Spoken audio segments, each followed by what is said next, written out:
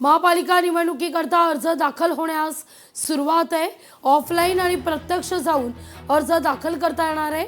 आज कोण कोण उमेदवार अर्ज दाखल करणार याकडे लक्ष असेल।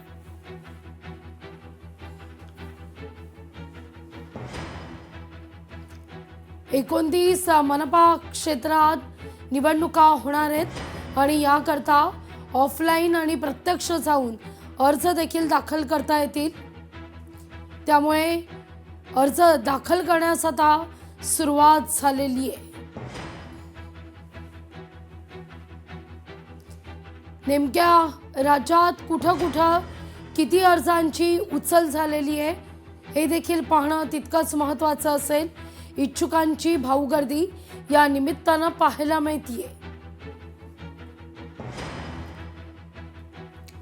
या सगळ्याविषयी अधिक माहिती घेण्याकरता आपले प्रतिनिधी विविध ठिकाणावरून आपल्यासोबत जोडले जात आहेत। पुण्याहून आपले प्रतिनिधी अमोल धर्माधिकारी, करवीर नगरी कोल्हापूरहून अर्थात सतेज औंधकर, तर अमरावतीवरून सूरज दहाट। सूरज, सुरुवात तुमच्याकडून करूया। अमरावतीमध्ये आपण जर पाहिलं तर राणा दाम्पत्य पुन्हा एकदा आता एक अग्रेसिव्ह मोडमध्ये पाहायला मिळत आहे।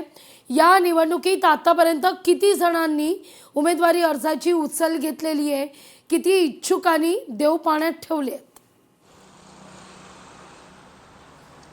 लागूची खरं बघितलं तर अमरावती महानगरपालिकेच्या एकूण 87 जागेसाठी हे संपूर्ण निवडणूक होणार आहे। तब्बल 22 प्रभागातून 87 नगरसेवक या ठिकाणी निवडले जाणार आहे। प्रामुख्याने जर पाहिलं तर मागच्या वेळेस भारतीय जनता पार्टीची एकाची सत्ता होती, त्यांचे 87 पैकी 45 नगरसेवक विजय झाले होते। यावेळेस जर पाहिलं तर महानगरपालिकेच्या निवडणुकीमध्ये रवी राणा यांचा युवा स्वाभिमान पक्ष, शिवसेनेची शिंदे सेना आणि भारतीय जनता पार्टीची युती होणार आहे, म्हणजे महायुती या ठिकाणी होणार आहे। राष्ट्रवादी अजितदादाचा गट मात्र स्वबळावर निवडणूक लढण्यात एकूणच या ठिकाणी निर्णय घेतलेला आहे।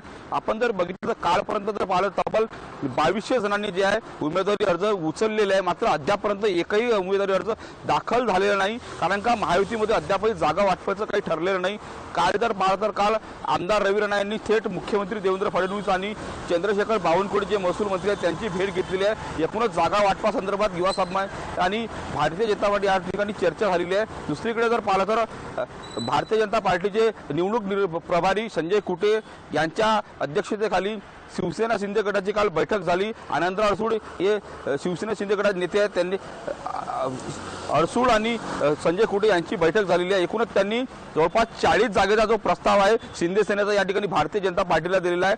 प्रभाग वाईज काय चर्चा झाली अशी एकूणच या ठिकाणी माहिती या ठिकाणी दिलेली होती, मात्र अद्यापपर्यंत महायुतीमध्ये जागा वाटपाचा फॉर्म्युला जो आहे फायनल झालेला नाही, त्यामुळे तेव्हा जागा वाटपाचा फॉर्म्युला फायनल होतो हे सुद्धा बघणं महत्त्वाचं असणार आहे। तसेच काँग्रेसचं जर पाहिलं तर काँग्रेसनं यापूर्वीच सोबळावर आम्ही निवडणूक लढणार असं एकूणच जाहीर केलेलं आहे। तसेच शरद पवारांची राष्ट्रवादीने जर पाहिलं या ठिकाणी महाराष्ट्र नवनिर्माण सेना, ठाकरे गट, वंचित बहुजन आघाडी, कम्युनिस्ट पक्ष आणि जे काही छोटे मोठे पक्ष आहेत त्यांनी सूरज, माफ करा काही सेकंद मी तुम्हाला थांबवते।